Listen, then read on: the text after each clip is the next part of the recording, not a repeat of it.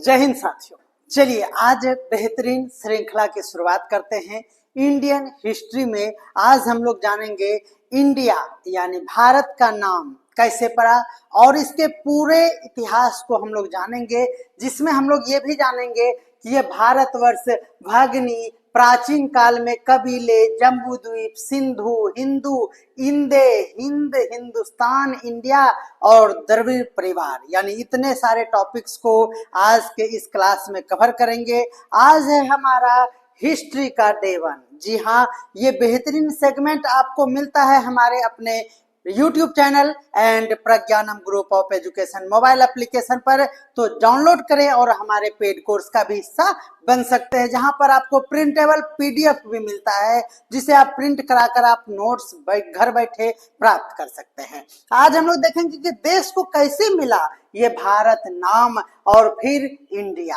ध्यान में रखना है, इस श्रृंखला में हर एक पॉइंट आपके PT मेंस और इंटरव्यू के लिए कारगर सिद्ध होगा, क्योंकि हमारा अरेंजमेंट ही इस तरह का है कि आपको तैयार करेगा इंटरव्यू के लिए भी। तो चलिए शुरू करते हैं आज का बेहतरीन क्लास। भारत यानी इंडिया, नाम की उत्पत्ति यानी origin of the name of India यानी भारत। देखिएगा, नोट करते चलिएगा, शॉर्ट नोट्स बनाइए। बृहद नोट्स के लिए आपको प्रिंटेबल PDF दे दिया जाएगा, आपको चिंता करने की जरूरत नहीं है, ध्यान में रखिएगा। चलिए देखिए, भारत उत्तर में हिमालय से लेकर, आप जानते हैं उत्तर में हिमालय से लेकर दक्षिण में समुद्र तक फैला हुआ है। नोट किया जाए, ये बुक का लाइन है, शुद्ध रूप से NCERT बुक से लिया गया ये लाइन है कि भारत उत्तर में हिमालय से लेकर दक्षिण में कहां तक, तो ध्यान में रखना है समुद्र तक फैला हुआ है। भारत उपमहाद्वीप भारतवर्ष के नाम से ज्ञात है, ठीक है ना। उपमहाद्वीप की बात करेंगे तो भारतवर्ष का नाम वहां पर आएगा, कहां पर, उपमहाद्वीप की बात करेंगे। लेकिन अगर भारत का नाम महाकाव्य और पुराणों में बात करें तो वहां पर भारतवर्ष अर्थात भरतों का देश कहा गया है। ये आपसे क्वेश्चन पूछ लिया जाता है कि भारतवर्ष यानी भरतों का देश किसमें कहा गया है। आप यहाँ पर नोट करेंगे कि यह महाकाव्य और पुराणों में इसकी व्याख्या मिलती है। ये बातें ध्यान में रखना है आप सभी को। देखिए, भारत के निवासियों को या नोट किया जाए क्या, तो भागनी अर्थात भरत की संतान कहा जाता है।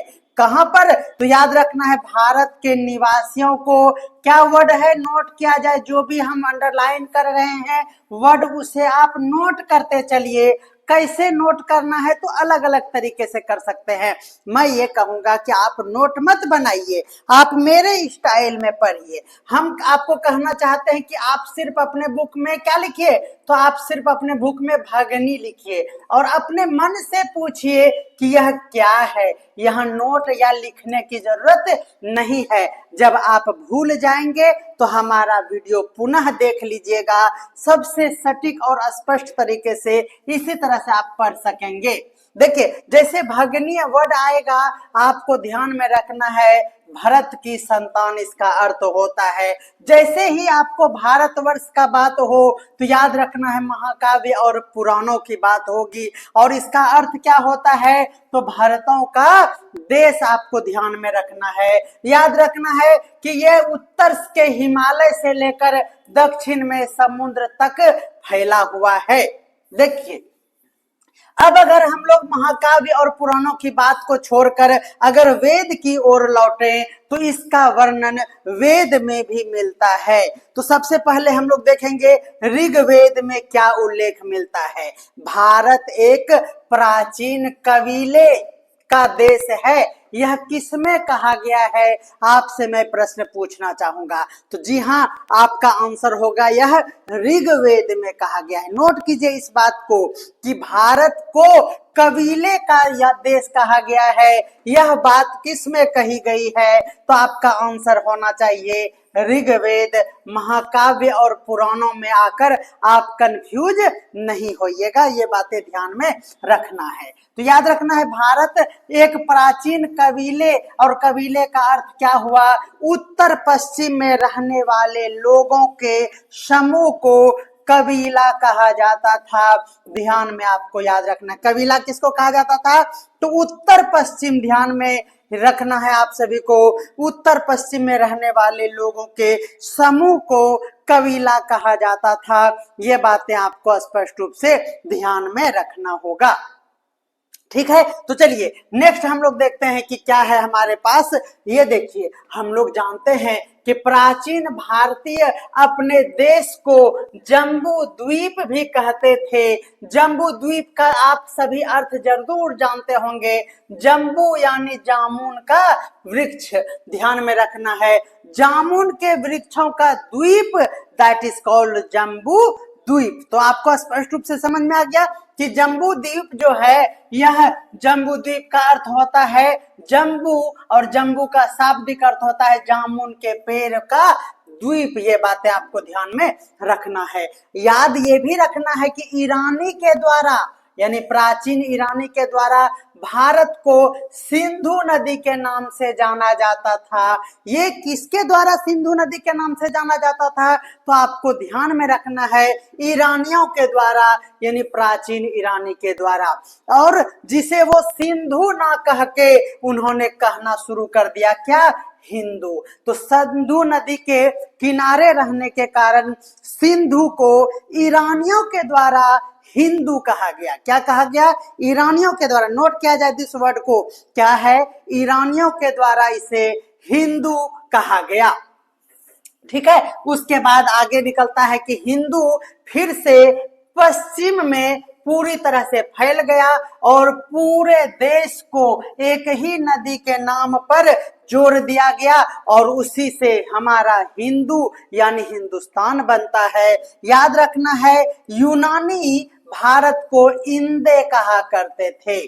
कंफ्यूजन हो सकता है, ईरानी इसे हिंदू कहा, है ना, ईरानी हिंदू और यूनानी इंदे। ये देखिए, यूनानी इंदे और ईरानी हिंदू।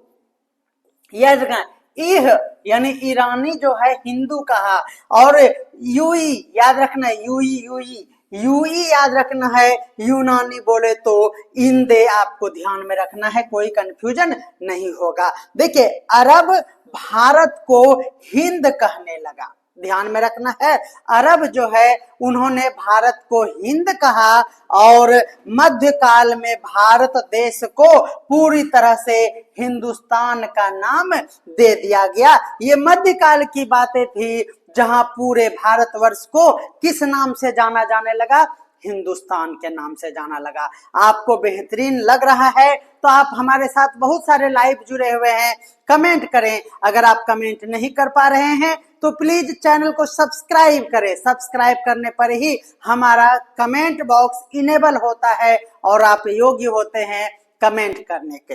ध्यान में रखना है, यानी हम लोगों को यहाँ पर दो चार बातें फिर से पुनरावृत्ति की जरूरत पड़ रही है। वो क्या है, एक बार फिर से समझे। देखिए, ईरानी याद रखना है, याद रखना है क्या, ईरानी ने कहा इसे हिंदू, यूनानी ने इसे कहा इंदे, और अरब ने इसे कहा हिंद, और मध्यकाल में यह धीरे धीरे नाम बन गया हिंदू से हिंदुस्तान। ओके, तो उम्मीद करते हैं कि आप इतनी गाथा को अच्छे से समझ पा रहे होंगे। ये श्रृंखला लगातार चलता रहेगा। ये आज डे 1 है, आपने थंबनेल पर देखा होगा। तो आपको अगर डे 2 नहीं मिल पा रहा है तो आप हमें जरूर कॉल कर ले 9525175737। ये रास एजुकेशन प्रज्ञानम ग्रुप का ऑफिशियल नंबर है। जी हाँ, आप हमसे भी बात कर सकते हैं इस नंबर के माध्यम से। यानी हम लोग पहुंच चुके हैं हिंदुस्तान शब्द की ओर। तो हिंदुस्तान शब्द ध्यान में रखना है, फारसी शब्द हिंदू से ही बना है। क्या याद रखना है? इससे पहले यहाँ पर मध्यकाल में हिंदुस्तान बना, लेकिन हिंदू जब बात आएगी तो आपको कंफ्यूजन ना हो, हिंदू में हिंदुस्तान शब्द जो है फारसी शब्द हिंदू का ही रूपांतरण है। ये बातें आपको स्पष्ट रूप से समझ में आ गया। हमने अभी बताया यूनानी भाषा के इंदे के आधार पर इसे अंग्रेज ने क्या किया, इसे इंदे नहीं कह के इंडिया यानी इंडिया कह दिया। कंफ्यूजन हो रहा है क्या? आप हमें कमेंट करके जरूर बताएंगे। देखिए इधर फिर से एक बार हम आते हैं, याद रखना है यूनानी ने इंदे कहा और इसको अंग्रेजों ने इंडिया बना दिया, ठीक है। और उससे पहले हमारा ईरानी जो थे, इनके द्वारा जो हिंदू दिया गया उसी से हिंदुस्तान बना दिया गया। ध्यान में आपको रखना है। तो चलिए कंप्लीट होता है ये हमारा इंडिया नाम तक पहुंचना। और याद रखना है ये विंध्य हिमाचल जो हम बोलते हैं, तो ये विंध्य की पर्वत श्रृंखला देश को उत्तर दक्षिण दो भागों में बांटती है। आपसे क्वेश्चन कई बार पूछा गया है कि भारत देश को उत्तर और दक्षिण दो भागों में बांटने वाला पर्वत श्रृंखला का नाम क्या है? तो ध्यान में रखना है वह है विंध्य की पर्वत श्रृंखला। उत्तर में बात करें तो इंडो यूरोपीय परिवार की भाषाएं बोलने वाले की ज्यादा बहुमत है, इसीलिए ध्यान में रखना है ये इंडो यूरोपीय परिवार की भाषा। और दक्षिण में बात करें तो द्रविड़ परिवार की भाषाएं बोलने वाले का बहुमत है। उत्तर में याद रखना है आपको क्या, तो यूरोपीय। उत्तर बोले तो यूरोपीय और दक्षिण बोले तो दो से द्रविड़ आपको ध्यान में रखना है। ओके, उम्मीद करते हैं कि आपको कोई कंफ्यूजन नहीं रहा होगा। कंफ्यूजन रह गया है तो आप हमारे नंबर पर हमें जरूर फीडबैक दें। इसका मतलब हुआ कि भारत के अन्य प्राचीन नामों को एक बार देखा जाना चाहिए। आपने आर्यावर्त नाम सुना है, ये आर्यों की भूमि के कारण इसे वैदिक काल में आर्यावर्त का नाम दिया गया था। ये बातें आप सभी जानते होंगे। जम्बू द्वीप पर हमने चर्चा किया, यह पुराणों और उपनिषदों के साथ बौद्ध ग्रंथों में इसका उल्लेख मिलता है, जहां जम्बू द्वीप का अर्थ होता है जम्बू यानी जामुन के पेड़ का द्वीप। ये बातें ध्यान में आपको आ गया होगा। हिंदुस्तान के लिए भूलना नहीं है कि यह मध्यकालीन काल में प्रचलित नाम था, जो सिंधु यानी हिंदू, सिंधु को कहा गया हिंदू, और हिंदू से बना हिंदुस्तान, और यह था हमारा मध्यकाल। ध्यान में रखना है क्या, तो मध्यकाल। उम्मीद करते हैं कि आपको ये स्पष्ट रूप से समझ में आ रहा होगा।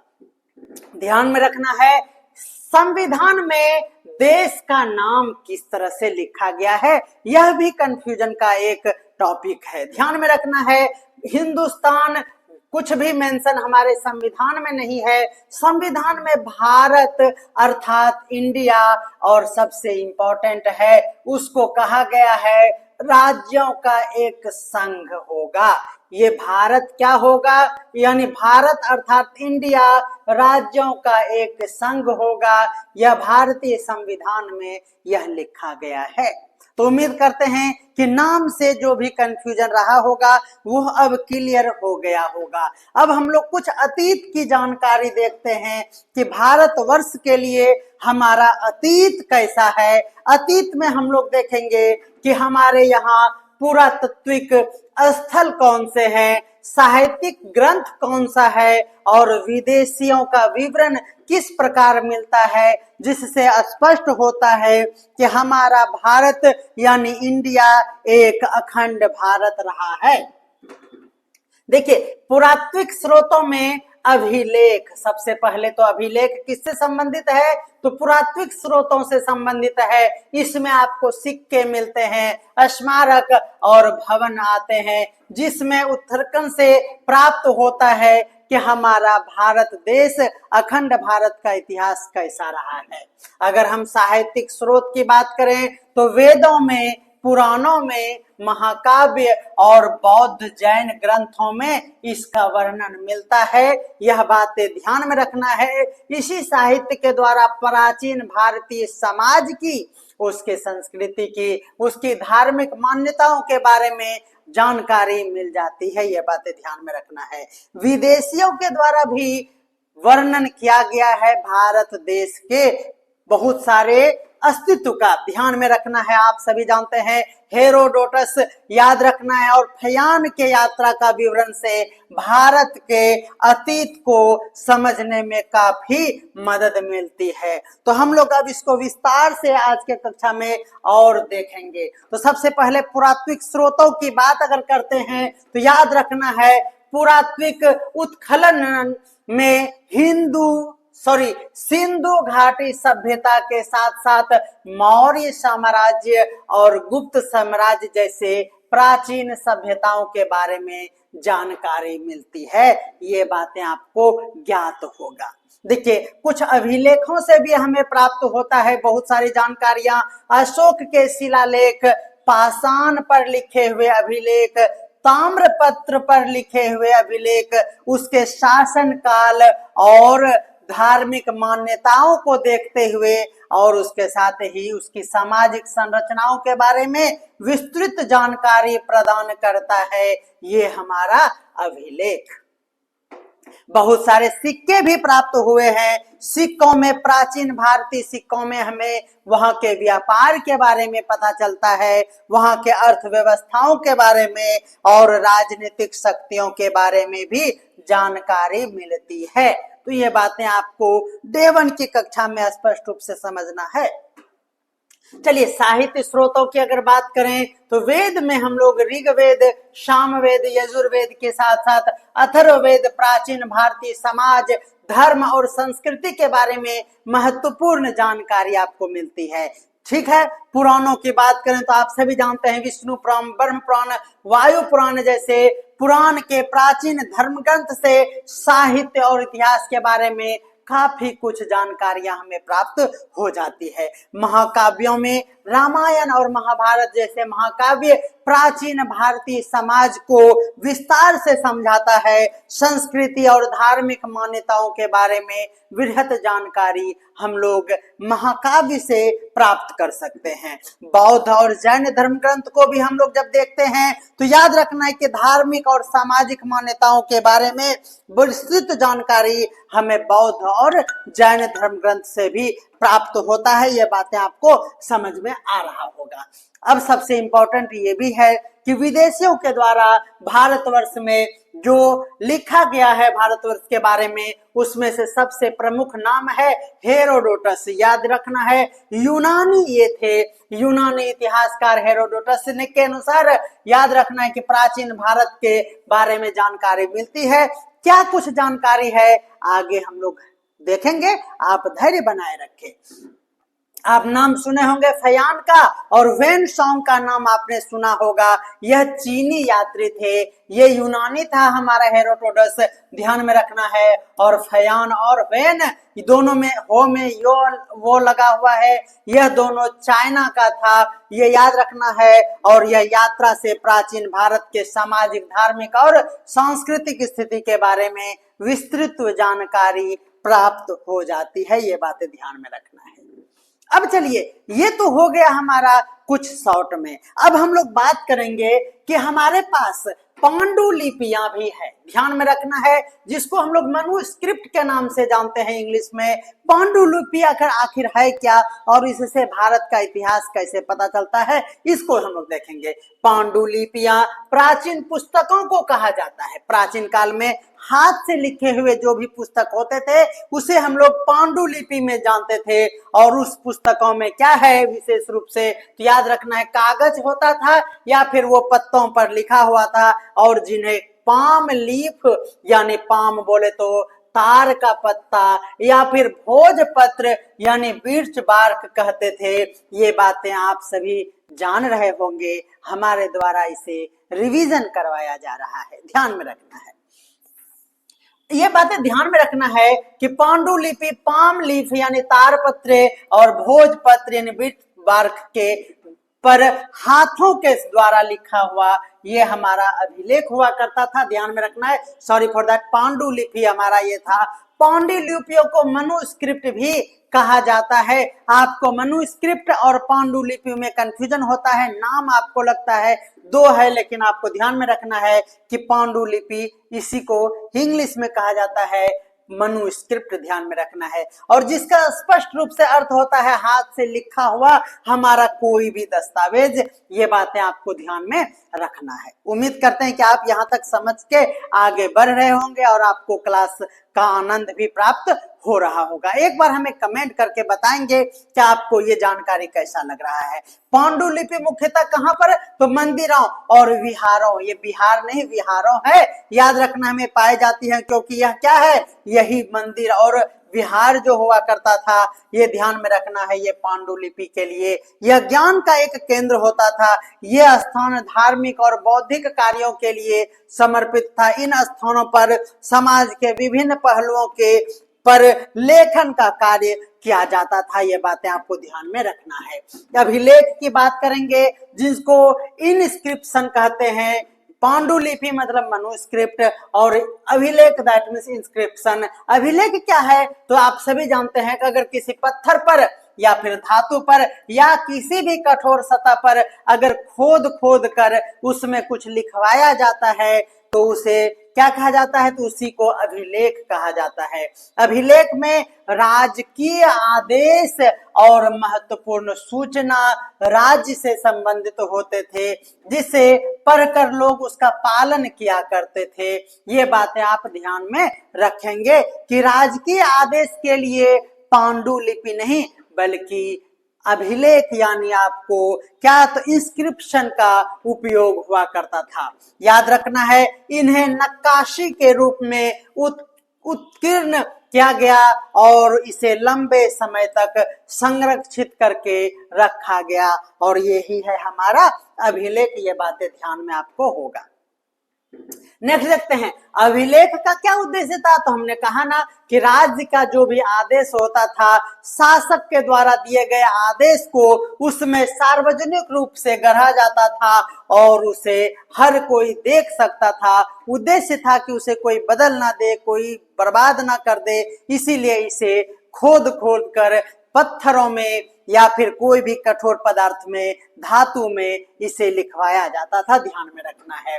युद्ध के विजय की बात अगर करेंगे तो शासक अपने युद्ध को जीते हुए इलाकों और उनकी उपलब्धि को भी अभिलेख में दर्ज करता था। धार्मिक आदेश को भी कभी कभी ध्यान में रखना है कि धार्मिक जो मान्यताएं और आस्थाएं थी उसे भी अभिलेख में वर्णन किया जाता था, यानी कोई कंफ्यूजन नहीं हो। धर्म और ये बातें संस्कृति के बारे में भी अभिलेख में प्राप्त होता है, तो ना सिर्फ राजनीतिक कार्यों के लिए बल्कि धार्मिक कार्यों के लिए भी अभिलेख का यूज किया जाता था, ध्यान में आपको रखना है। अभिलेख कहाँ पाया जाता था, तो अभिलेख आमतौर पर मंदिरों, किलों में, महलों में और राजकीय इमारत जो होते थे उसमें अभिलेख को सजाया जाता था, लगाया जाता था, ध्यान में रखना है। शासक अपने आदेशों को पत्थर के सिलेट जैसा होता था या फिर धातु के उत्कीर्ण करते हुए उसे लंबे समय तक सुरक्षित रखकर जहां पर लोग उसे देख सके, समझ सके, ये बातें आपको ध्यान में रखना है। चलिए अब हमारा ये टॉपिक खत्म होता है। दूसरा टॉपिक हम लोग अगर बात करें आरंभिक मानव जीवन की, तो ये बातें हमारा एक नया टॉपिक होगा।